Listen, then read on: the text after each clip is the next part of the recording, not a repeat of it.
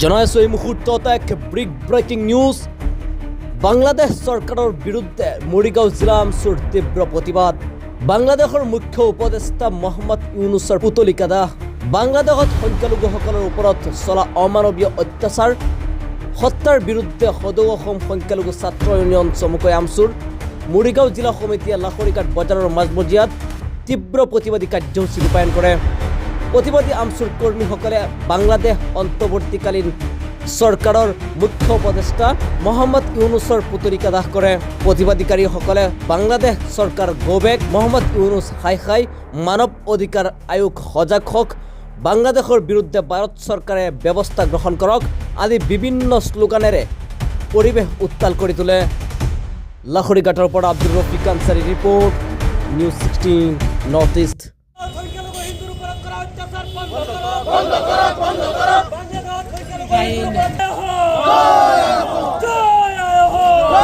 সদৌ অসম সংখ্যালঘু ছাত্ৰ ইউনিয়ন কেন্দ্ৰীয় সমিতিৰ নিৰ্দেশ মৰ্মে আজি মৰিগাঁও জিলাৰ প্ৰতিটো আঞ্চলিকৰ লগতে লাহৰিঘাটতো আমি প্ৰতিবাদ সাব্যস্ত কৰিছোঁ। বিশেষকৈ বাংলাদেশত বৰ্তমান সংখ্যালঘু যি হিন্দু লোকসকলৰ ওপৰত যি অত্যাচাৰ মানৱীয় অত্যাচাৰ চলি আছে, ইয়াৰ প্ৰতিবাদত আমি গুড় নিন্দা কৰিছোঁ যে যিসকল সংখ্যালঘু লোক আছে আৰু হিন্দু লোকসকলক চৰম হত্যাকাণ্ড হৈ আছে, এনেধৰণৰ হত্যাকাণ্ডত আমি তীব্ৰ বিৰোধিতা কৰিছোঁ।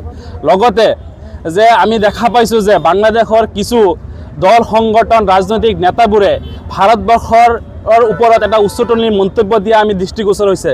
গতিকে আমি আমচুৰ তৰফৰ পৰা তথা মৰিগাঁও জিলা সমিতিৰ ফালৰ পৰা আমি সৌকিয়াই দিব বিচাৰোঁ যে এইবিলাক উদ্ভণ্ডালি নচলিব। এনেধৰণৰ মন্তব্য আমি গুড় নিন্দা কৰিছোঁ। ভাৰতবৰ্ষ যদি বিচাৰে বাংলাদেশ এদিনতে নাইকিয়া কৰি দিব পাৰে এনেকুৱা এটা, কিন্তু ভাৰতবৰ্ষৰ এগেইনষ্টত যিবোৰ মন্তব্য দি আছে আৰু বিশেষকৈ আমাৰ নৰ্থ ইষ্টৰ যিটো উত্তৰ পূৰ্বাঞ্চললৈ যিবোৰ মন্তব্য দিছে আমি গুড় নিন্দা কৰিছোঁ। যি বাংলাদেশে যি সপোন দেখি আছে এইটো কেতিয়াও বাস্তৱত নহয়।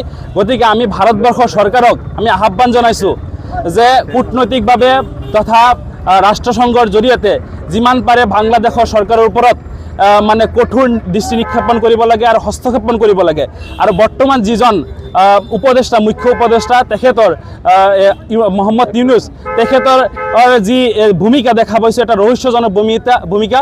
গতিকে ইয়াৰ ওপৰত কঠোৰতম ব্যৱস্থা ল'ব লাগে। ভাৰতবৰ্ষৰ চৰকাৰক আমি আহ্বান জনাইছোঁ।